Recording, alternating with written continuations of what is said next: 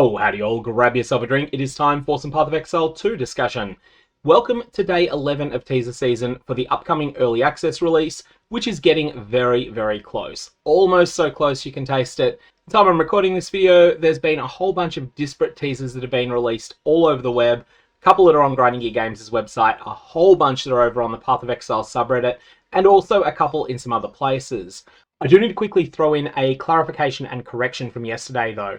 Yesterday I speculated on the meaning of the text "life can be overflowed," and I speculated incorrectly. Turned out actually a couple of people knew this from something we'll get into quite a bit later, which is some of the teasers that came out of Gems from a Los Angeles preview that was done. However, Grim Feast gave the exact text. We'll come to that later, but Overflow allows you to exceed 100% of a resource. That resource can be mana, it can be life, it can be energy shield. So you can exceed that, but only in limited circumstances. I wanted to start though with something that is on the PathOfExile 2 website, and that is the stats of the unique item, the Searing Touch. Now you're probably not super interested in a bunch of the other items that are listed here, but we'll have a quick look at them all anyway. They're all basically low-level magic items and bad quality rares.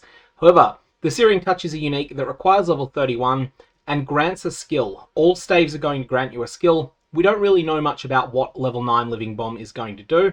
Apparently though, you will be able to enhance it with support gems. Now, the Searing Touch is going to provide you with 80% increased fire damage, 19% cast speed, so just generic good stuff, but then 100% increased chance to ignite and 100% increased effective ignite. Now, it looks to me like effective ignite and effective poison are statistics that are replacing damage over time multipliers that were super conditional in the past. So, fire damage over time multiplier, chaos damage over time multiplier. I believe, and I could be wrong here, that those are being largely replaced by these new stats. They're not going to apply to things like Righteous Fire though. It is only going to be to things that are actually doing an ignite or actually doing a poison. A lot of this information is based upon the way that poison works in PathOfExile 2, which we know more about than we do about ignite, and just extrapolating out that ignite might be very similar. Though, of course, we could be wrong. We've just got a number of stats that overlap, and that's where that speculation they might be similar comes from. One thing I would really like to see Grinding Gear Games do is provide some hard information on the way that these elements work, mostly because I don't want to see a situation where players start getting into the game proper and setting up their characters to fail because they spec a whole bunch into a particular type of ailment without realizing that they're scaling something that doesn't apply to that ailment. For example, attack speed and poisons work really well together in PathOfExile 1. In PathOfExile 2 they won't, we'll come to that later. And I wouldn't want to see a situation where someone that's brand new or just not that connected to online discussion of the game ends up investing hard in attack speed on a poison build and achieves nothing for a whole bunch of effort. Anyways, in terms of the other items we've got here, we've got a pretty mediocre magic helmet, a pretty mediocre rare chest, amulet, ring, gloves, belt, boots. Boots are pretty good, but there's nothing particularly new in any of these, except you get to see what these rune sockets look like on these Azure Jeweled Gloves of the Cloud. But something that we've known a little bit less about, firstly we have a belt implicit. This has been seen in a few places, but I haven't reported it yet. The Rawhide belt is going to have 23% increased life recovery from Flasks. Now we get to talk quickly about what Flasks are going to look like in PathOfExile 2. You are going to have a life flask and a mana flask, unless something unusual is applying to your character and removing the ability to use one, or granting the ability to use 2 of one, or anything along those lines. But by default, you have 1 slot for a life flask, 1 slot for a mana flask, and you can roll them. In place of the utility flasks that were standard in PathOfExile 1, you will have charms. Charms are going to function as a get-out-of-jail-free card to some sort of ailment. They're not permanent ailment immunity, but they are a solution to when you suffer from an ailment. For example, Blooming Antidote Charm of the Wide here. This has 80 base charges increased to 100 by its explicit modifier, and it has Recover 17 life when used. But the primary function of this, it's used whenever you become poisoned, and it grants immunity to poison for 3 seconds. So this is the core design space they're going for with the charms. This is going to replace reactive use of utility flasks in PathOfExile 2. Undoubtedly, there'll be unique items that modify the way that these work as well, but that's what we've got so far. Okay, so while we're on the subject of things on the PathOfExile official website, let's have a look at a Scepter. This is an endgame item, but it's not something that's particularly sublime, unlike the one that we're going to see next. Knell, the Minion Scepter, has 167 spirit on it. So it seems like they give you 100 by default, and then also grant you a skill. And in this case, this is level 18 Malice. Malice is an aura that is a buff. It's persistent, aura, duration, and critical tagged. And at level 18, it requires 83 character level, 57 strength, 147 int. It emits an aura that continuously inflicts critical weakness on enemies in your presence. In your presence in PathOfExile 1 is terminology for within 8 meters. Whether it's exactly the same in PathOfExile 2, I don't think has been explicitly confirmed. Critical weakness has a duration of 4 seconds, and it applies critical weakness to enemies every 660 milliseconds. I am expecting that this 660 milliseconds number, that this will be changed around a little bit as the level is higher or lower on Malice. And I would expect that gaining level 18 Malice is a property of the Minion Scepter specifically, which is a level 83 version. There might be a minimum level 87 Scepter that grants level 20 Malice. There might be a level 72 Scepter that grants level 16 Malice. All of this information is not yet confirmed. That seems to be the way that it will work though. Now the way critical weakness is going to work, this is a stacking debuff on enemies, and it causes hits made against these creatures to have a plus 0.5% to critical hit chance. So this seems to be base critical strike. Don't know exactly the mechanics of how criticals are going to scale in PathOfExile 2, but this could be very, very good. The important thing though is that it's not something you can only have one of on a monster. It can stack up to 20 times. If you're only getting it from Malice and you haven't enhanced Malice's duration via some means, then this is only going to allow you to get 6 stacks or very briefly into 7, but most of the time you're going to have 6 stacks if you stay in the presence of an enemy all the time. However, if you can find other sources of critical weakness, maybe you will be able to increase the amount of critical weakness you can inflict on enemies and get it up to that hard cap of 20 stacks, at which point you're going to be critting quite a lot. But I know you're not so interested in Knell Minion Scepter because it just looks good. Why don't we look up something that looks truly ridiculous? This is Torment Crack Stoic Scepter. This grants level 19 Discipline. We'll come back to Discipline in a sec, but have a look at the stats on this thing. Anyone that's a PathOfExile 1 player will look at this and go, this looks pretty good. 97% increased spirit. Presumably this is a really big deal on a Scepter. This is going to allow you to summon a lot more minions. And Discipline is an aura in PathOfExile 2 that is designed to make your minions better rather than to make you better. 42 to maximum mana. That seems like it might not be the best roll. Then we have allies in your presence gain 118% increased damage. That is phenomenal. That's so much higher than a similar Scepter would have in PathOfExile 1. They also gain 19% increased cast speed. And then we have plus 3 to the level of all minion skills, and minions have 22% increased maximum life. Essentially, there's just a whole lot of pieces on this item that all work together, and it wouldn't surprise me if this is Grinding Gear Games teasing what a merit tier item might look like in PathOfExile 2, at least early on. Of course, eventually something better will get made. Something better always gets made. But I'd just like to invite those of you who are PathOfExile 1 players to think just how good a Scepter with only that one line of text, plus 3 to the level of all minion skills would be. That would be worth a weapon slot for most of endgame in PathOfExile 1, and everything else on this is gravy, but it's very, very significant gravy indeed.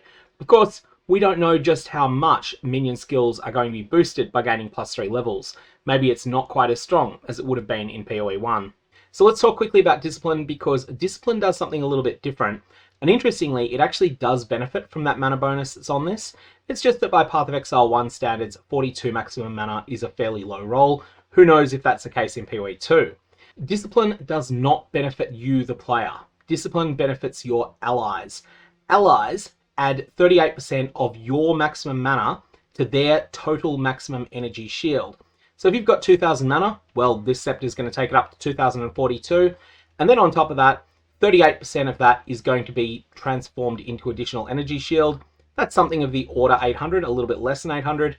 And that's going to layer on top of your minions' life total and make them a little bit tankier than they'd otherwise be.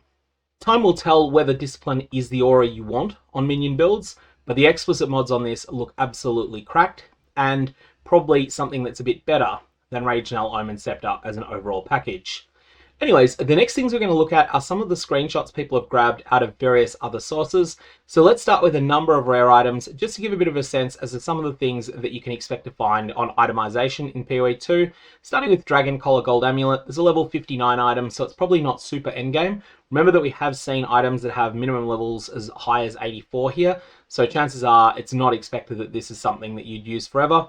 123 to accuracy rating, 35% increased max ES, 123 maximum life, 33 strength, 18 lightning resistance, 55% increased mana regeneration rate, and 13% increased rarity of items found. Guess what? You could pretty much roll this item in PathOfExile 1. I'm not sure off the top of my head if the global energy shield rolls go this high. Editing GOG here. I can confirm they do not go that high, but everything else does, and so this feels very much like a PathOfExile 1 item. Empyrean Clasp is next. This has Dexterity as its base, as a Jade Amulet. And notice that this number is lower than it would be in PathOfExile 1. PathOfExile 1 Jade Amulets have a range from 20 to 30, and I do think they might be squishing down some of the levels of stats that you can get, which means that some of the really high requirements we see, like 149 int to use Torment Crack, some of these might actually be a meaningful cost. Then we have some spell damage, accuracy, increased armor, tri-attributes, cold resistance, and a large amount of damage taken recouped as life. Ultimately, this would be a bad item in PathOfExile 1. One of the things that this is shown for is to showcase a notable, and that notable is Blinding Flash. 20% increased blind effects, and when an enemy stuns you, it becomes blinded. Now, something we'll notice when we have a look at some of the things from the passive tree, some of the nodes on the passive tree are really, really strong in PathOfExile 2. Sapphire Charm is next. This is the spiritual successor to PathOfExile 1's Sapphire Flask. This is a temporary boost to cold resistance that only kicks in once you suffer cold damage from a hit. So this is not going to help you if you take a massive amount of cold damage in a single shot. Instead, what you're going to want to have is a Sapphire Charm kick in after you take a small amount of damage. If you're being killed by 1,000 cuts, then a Sapphire Charm is going to be something that can provide a little bit of a resistance boost. Otherwise, if it's one big hit, it's not what you want. I don't think this is a particularly strong charm, but early in the game, you'll use whatever you can get. Next, we have a belt that has a really interesting mod. Flasks gain 0.08 charges per second. Now, I've done the numbers on this so you don't have to. It is 1 flask charge gain per 12.5 seconds. And then there's a whole bunch of different explicit mods on it. Most of these are pretty mundane. Armor, mana, charm effect duration, which is essentially flask effect duration in this game, strength, lightning resistance, stun threshold, but then we have 1000% increased freeze buildup with quarter staves. Next, we have a Wayfarer jacket, which has chaos resistance as an implicit on a set of evasion, energy, shield, armor, which is nice to have. And the rest of the mods all look pretty similar to PathOfExile 1. 188 life, though, is more than you could get on an item that has a minimum level of 70, I believe. If it's not more than you can get, it's pretty unlikely at least to roll that high. And then we have Bloodhold Ruby Ring, which is a high-level ring with fire resistance as the implicit. Same sort of range as you can get in PathOfExile 1, it looks. Potentially maybe a little bit fuzzy around the edges. And then it's just got a whole bunch of mods that you would also, again, be able to see in PathOfExile 1. I don't think this item's particularly good. It wouldn't have been in PoE 1. Next up, we have a number of gems that were revealed at the Los Angeles reveal. I didn't see these yesterday, although apparently they were actually on Reddit yesterday. I just missed them. Defiance banner is going to reserve 30 spirit. Now keep that in mind. A lot of these are going to look like they're absolutely busted, but they are reserving 30 spirit. This is a resource that replaces mana reservation from PathOfExile 1, so you have a limit to the amount that you can reserve of this. And this is going to provide you with a bonus while you stay inside the banner area. It's going to work very much like banners work in PathOfExile 1. The buff effect is going to be 12% more armor and evasion, 8% increased movement speed, and this can be scaled up through the use of the Valor mechanic. Note the Defiance banner is not something that you can just passively have on back in the way that you could in the history of PathOfExile 1. It's going to be something you'll need to plant down in the ground, and you'll get the benefits while you're close to it, while it remains active. It is not a permanent buff. Next we have Combat Frenzy. This one is a source of Frenzy charges. Frenzy charges are going to be spent by a lot of skills, and while active, this is going to grant you a Frenzy charge when you freeze, electrocute, or pin an enemy. So freeze does what it does in PoE 1. Electrocute is something that is a lightning damage alternate ailment. I don't believe it's something you can do by default, but certain skills allow you to electrocute. And when you do electrocute an enemy, it's unable to move, but it's still able to do other actions. At least that's what I believe is the case. hoping to be able to get some absolute clarification on a whole bunch of these things. I'd love to be able to mouse over these, but unfortunately, while we can do that once we're in PathOfExile 2, we can't do it at the moment. And there's Pin as well, which I'm assuming could be a pretty similar mechanic for physical range damage maybe, but again, more information on that coming. Note that you can only gain 1 frenzy charge per 6.3 seconds with this, so it's going to be fairly hard to get these charges from very passive play. Herald of Plague is next, and this looks fantastic. This is poison proliferation. While active, killing a poisoned enemy spreads its poison to other nearby enemies and has a chance to also hinder them. It spreads the most damaging poison on enemies you kill in a 160 centimeter radius, and there is a 17% chance to hinder enemies on spreading poison to them.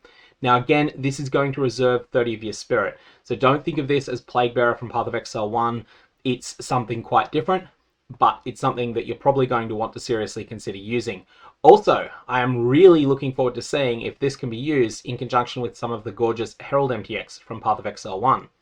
Okay, so now we have Elemental Invocation. This is one of my absolute favorites of these gems. This does some really wild stuff. Unfortunately, the screenshot is just not very good. That's over on the Reddit upload of it, so I can read it, but you might not be able to at the moment. Essentially, what's going on here is that you are building up a score on this gem. So this has a Trinity-style mechanic where it builds up a score that it's counting all the time. The maximum of this score is 500, and it gains 125 energy whenever you freeze an enemy, 25 whenever you inflict an ignite, 25 whenever you inflict a shock. Now, the higher that this energy becomes, the more explosive Elemental Invocation becomes when you turn it off. When you turn off Elemental Invocation, it will consume all of the energy that you'd gained to trigger a whole bunch of socketed spells. These spells are ones that you have tied in to Elemental Invocation. So Elemental Invocation is a meta gem. That means that you socket in other skill gems into it. When you go boom with it, all of those socketed skills are going to detonate. Now additionally, they can detonate multiple times if you have too much energy. How much energy does it cost for each spell gem that you want to set off here? It's going to cost you 10 energy per 110 milliseconds of base cast time for those spells. So if you've got 400 energy saved up, and you're using just a skill gem that has a 330 millisecond cast time, then that's going to mean you could cast that 13 times. It's probably not going to be quite that extreme, but this is going to cause some really, really massive novas to go off whenever you turn it off. Just remember that you need to be inflicting a lot of ailments of multiple different types in order to make this work. This is the sort of skill gem that does not just go into a build. You don't just slot this into something. This is something you really plan a lot around. You work out how you're going to optimize it, and then you play around with it, and it does ridiculous and rewarding things when you set it off at the right times. This is one of my absolute favorite of the gems. Now let's move on to the next one. Raging Spirits is next, and this is another one that's really interesting because this is a buff, whereas in PathOfExile 1 it's a minion spell. But it is a buff that has the minion tag, persistent tag, fire tag, and the duration tag. It reserves 30 spirit. While it's active, your fire spells will also summon Raging Spirits. So imagine that you cast a fireball and a summon Raging Spirit comes along for the ride. That's the intent here. These are short-lived flaming skulls that rush at nearby enemies and rapidly attack them. Enemies won't engage these minions, and they can phase through them. Now, minions from this skill convert 70% of their fizz into fire. There is a limit of 10 SRSs that can be up, and fire area spells summon a spirit per 1.5 meters of radius. Projectiles from fire spells summon a spirit on hit, and there is a maximum of 6 spirits that can be summoned per spell cast. So this is going to be something where there's going to be a lot of playing around to work out what the best spammable fire spell is, whether it be something as simple as a fireball linked to multiple projectiles. Although, of course, Fireball is going to be different in PathOfExile 2 to PathOfExile 1, so maybe you'll go with something else entirely. This is going to be a lot of fun to work out exactly how to optimize. I think there's a lot of potential for this to be really, really crazy. Arctic Armor is next. This is also reserving Spirit. Funny that, there seems to be a little bit of a pattern going on here. And this is going to conjure an icy barrier that gains stages over time. When it has stages, melee attacks that hit you will remove a stage to cause a burst of ice that will deal cold spell damage to the attacker. So essentially, this is not really a defensive buff. This is going to do a free retaliation when you get hit, but it's only going to be able to store up 3 charges. And once those charges are depleted, it's going to be 1.35 seconds until they're back again. This is, however, something that'll be very good if you're someone that's running around and not getting hit very often. I feel like this is something you might want if you're playing an evasion build or an evasion and energy shield build. Also, Editing Gog here just noticed that there's an 11% base critical strike chance on this. This would be unbelievably high in PathOfExile 1, but PathOfExile 2 may, of course, be a little bit different there. Withering Presence is next. This is going to reserve 30 spirit, and while it's active, it's periodically going to wither enemies in your presence. Now, this has a wither duration of 4 seconds, and it only withers enemies in your presence once every 2.55 seconds. Unfortunately, this isn't PathOfExile 2 the game, so I can't just mouse over the word withers and confirm this, but I believe, based upon just how long apart these wither hits are, that most likely every time you inflict wither on an enemy, it actually resets the duration of existing withers on it. So you'll go from having 0 stacks to 1, then from 1 to 2, and even though you might have had the first one expire before the third one was applied, that shouldn't matter. It should end up going to 3, going to 4, and so on. That said, I could be wrong on that. This is not guaranteed to be correct. This is just my reading of the most likely thing based upon 2.55 seconds being a very, very, very long time. In fact, in general, in PathOfExile, that is such a long period that it's really only going to matter against the very toughest bosses. Against anything other than the very toughest bosses, the monster's going to be dead in 3 seconds maybe, 12 seconds if it's tankier than usual, and even if it is one of those 12-second tankier ones, you're only really building up 4 or 5 stacks at once per 2.55 seconds, whereas if the monster is tanky enough to live 60 seconds, then you might start seeing limitations to the amount of times you can wither something. Very, very much calls back to the PathOfExile 1 Gladiator Ascendancy notable that almost no one takes, the one where enemies count the number of seconds they've ever been in your presence, and you get 1% more damage every time that ticks up to a cap of 100% more damage. 100% more damage is absolutely off the planet amazing in PathOfExile 1, but it's not something that you get in practice because of that 100-second delay. Multiple projectile support is next, and support gems are going to be something very bread and butter in PathOfExile 2 like they are in PathOfExile 1, but there's one very important change, and that is that you can only use one of the same support gem. So multiple projectiles can only be on one of your gems. This is in order to have more build diversity, but it's also going to mean you have to think a lot more. Ultimately, more personalization by stopping you from choosing obvious best choices. Anyways, multiple projectiles is potentially going to be very strong. Supported skills deal 20% less damage, supported skills fire 2 additional projectiles, but also supported skills have 20% less attack and cast speed. So this means that you're only going to do 64% as much damage to a single target, but if you're able to make all 3 of the projectiles count, then it's going to be 92% more damage than you would be doing spamming the spell without multiple projectiles. It's just going to be spread amongst different enemies, which may or may not be superior to having it all on one. Keep in mind that in PathOfExile 2, you're going to be using a lot of different skills, so you can use multiple projectiles when you want to take out the trash, and when you've got some individual tough monster, you'll have an entirely different skill that you'll fire off there. Note that this is going to increase the stat requirements of the gem that it's applied to by 5 dexterity. So we'll have to find out just how onerous that gets. I've got a feeling though that some of these requirements are going to feel pretty oppressive, at least early on, and you might have to not level up gems in certain scenarios. Grim Feast comes next, and this is a fairly complex one. 30 Reservation of Spirit, again, feeds on corpses to bolster your energy shield. While active, enemies and minions that die in your presence will drop Grim Remnants. Picking up a Grim Remnant grants you energy shield, and this can overflow your energy shield up to double its normal maximum. Remember how we were talking at the very start of this video about how overflow was wrong on yesterday's video? This is the source for it.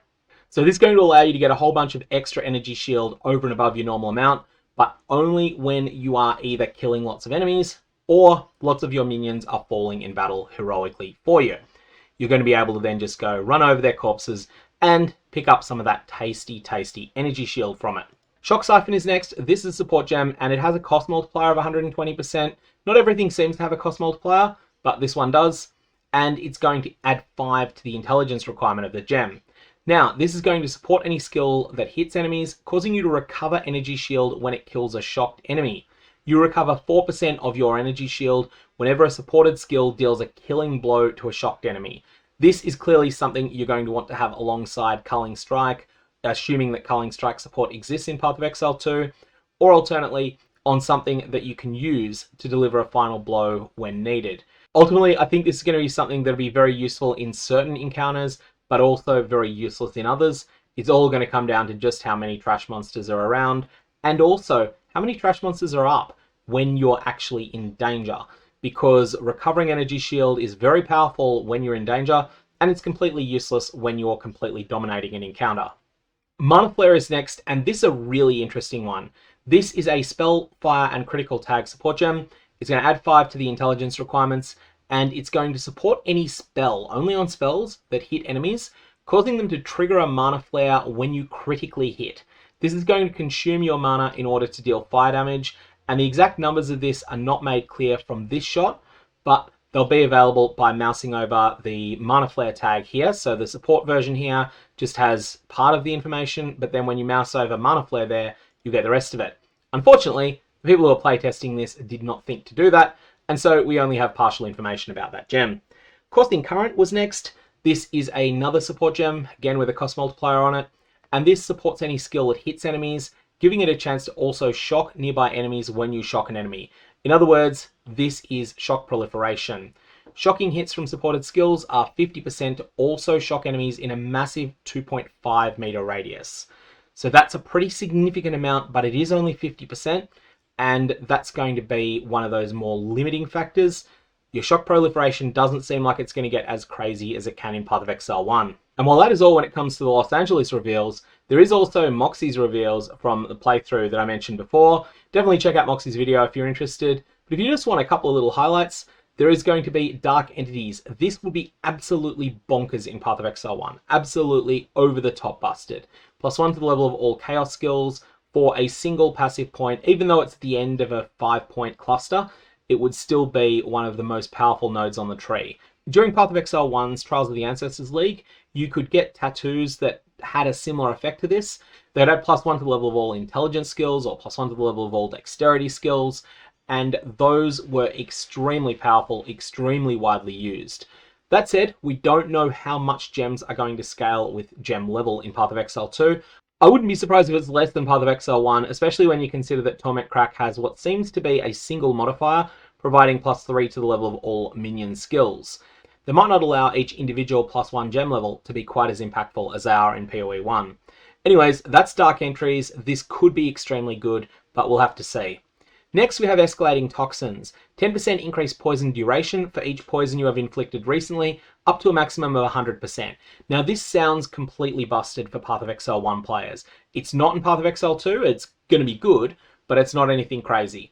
The reason for this is that in PathOfExile 2, poisons are not inherently going to stack the way they do in PoE 1.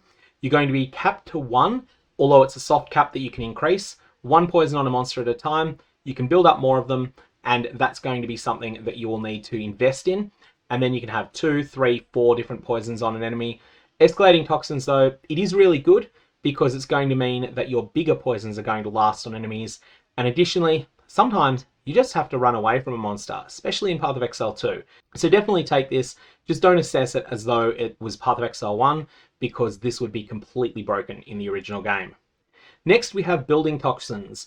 25% reduced poison duration, ouch, can poison enemies an additional time. So this goes from 1 to 2 and it's incredible, but if it's going from 2 to 3, it's still solid, but it's not amazing.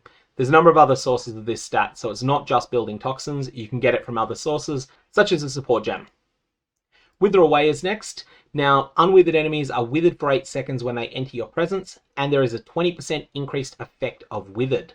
We're going to see the exact numbers on Wither in PathOfExile 2, but there is a very similar node to this in PathOfExile 1, and it is extremely good, and all it does is a 20% increased effect of withered.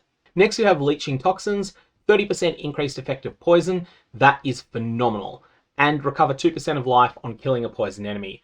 The story that this is telling me about PathOfExile 2, and we need to confirm this is speculation at the moment, the story that this is telling me is that a lot of character power is coming from the classic passive tree. These nodes, at least if they were taken in PathOfExile 1, every single one of them would be crazy. Especially Leeching Toxins, because 30% increased effect of poison. This is a base damage increase to poison, and in that way it's more comparable to things like Chaos Damage over time multiplier than to other stats. And on top of that, it's not even just that you're getting this damage, you also get this 2% of life on killing a poison enemy. So there's a lot of power in there. Anyways, That's all of the things that I've got for today. There's undoubtedly a bunch of other stuff because there's so many little things that are getting published for Path of Exile 2. So keep an eye out, you will find more, but I'm going to leave it there. May your Valobs have interesting results.